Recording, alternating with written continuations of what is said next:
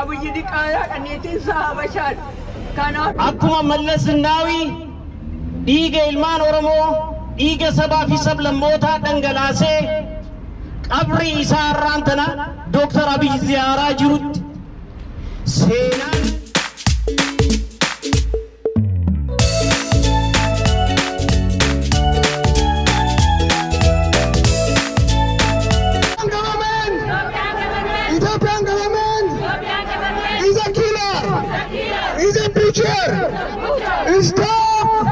Stop killing Oromo students. Down, down, Abiy. Down, down, Abiy. Down, down, Abiy. Down, down, Abiy. Down, down, Abiy. Down, down, Abiy. Down, down, Abiy. Down, down, Abiy. Down, down, Ethiopian government. Down, down, Ethiopian government. Down, down, Ethiopian government. Down, down, Ethiopian government. Down, down, Abiy. Down, down, Abiy. Down, down, Abiy. Down, down, Abiy. Stop! Stop! Fighting! Stop fighting! System! We demand! We demand! We demand! We demand! For justice! For justice! There is no! There is no! There is no! There is no! Democracy! Democracy! In Ethiopia! In Ethiopia! There is no! There is no! Justice! Justice! In Ethiopia! In Ethiopia! Ethiopian government! Ethiopian government! Stop killing Oromo people! Stop killing Oromo students! Stop killing Oromo women! Stop killing Oromo fathers! We demand for justice! For justice! We demand for justice! There is no democracy in Ethiopia!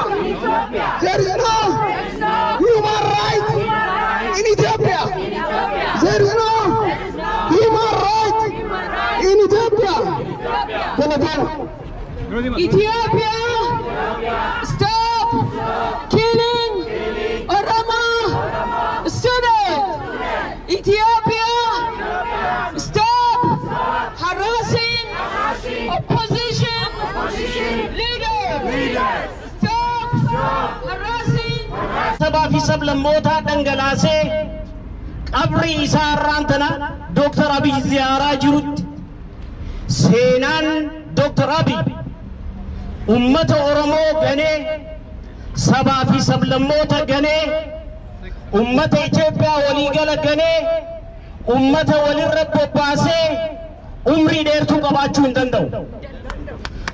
Abiyi Ahmed aangoo irratti ba'uun isaa deeggarsa qeerroo fi qarree Oromootiin dhiiga isaan dhangalaasaniin dhiiga qeerroo fi qarree ganee umrii dheertuu qabaachuu hin danda'u.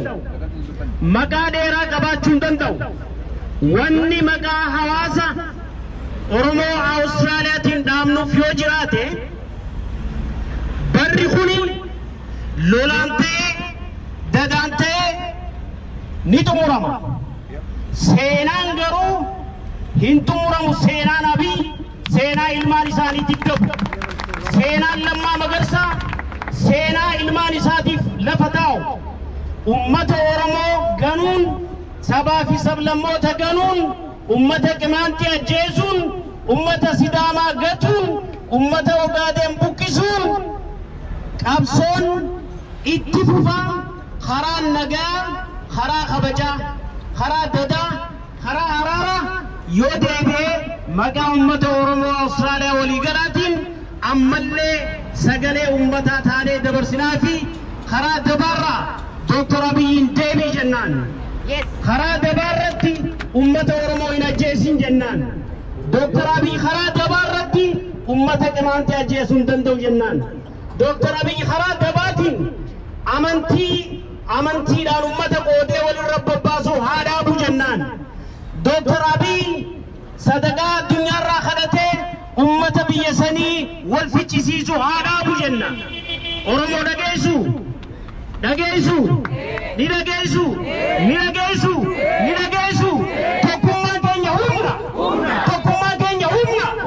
tokkummaan keenya humna mootummaa bilisiginnaa kana humnaan karaa deebifna qabsoon karaa deebifna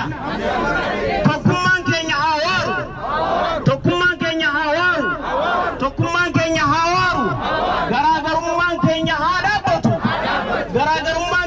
dhaabbatu obboleeyyan keenya kan dantaatti xiqqoo bitaman hin deebi'an mooraa qabsoo jennaan haa deebi'anii ummata isaanii keessatti haa deebi'anii ummata Oromoo irratti roorrisuudhaan Itoophiyaan hin jaaramtu ummata Oromootti roorrisuudhaan Itoophiyaan hin jaaramtu Itoophiyaan karaa nagayaatiin hin jaaramne ni diigamti qabsoo ummata Oromootiin du'aanchi hospitaala jirti kanaafuu bu'aan oole kaleessallee yeroo Abiyyi Oromoo ummata miliyoonii 65 yoo ta'an hin danda'ama gadi ciree jedhu calluma innee teenye kana bichaa miti Oromoon Awustiraaliyaa keessa jiru ani immoo hin fudhanneyyuu maaliif baay'atnee dhufnee dhaabanne rakkoo Oromoo dubbachuu qabna ajjeesuu nurraa dhaabani waan nurraa dhaaban ajjeesuu nurraa hidhuu dhaaban ijoollee tamaarii mana tamaariitti ari'uu dhaaban lafi kan keenya bunni kan keenya albuudni kan keenya nurraa fudhachuuf fiiguun qaban Abiyyiin iyyuu hin feene Abiyyi sobeeti Abiyyi diqaayaa dhaniitiin isaa Habashaan kanaaf nuti taphataa kanaafuu waan sana hin feenu iddoo sana nama buufachuu qabna hamma nami kudhan afur hamma lafti ishee duwwaa ta'uu jettutti immoo hin dhimnu nu galee biyya sana qabata malee Abiyyi faamiliin isaan qabatu kanaaf kanuma jechuu barbaadanii waan baay'ee naasa'u.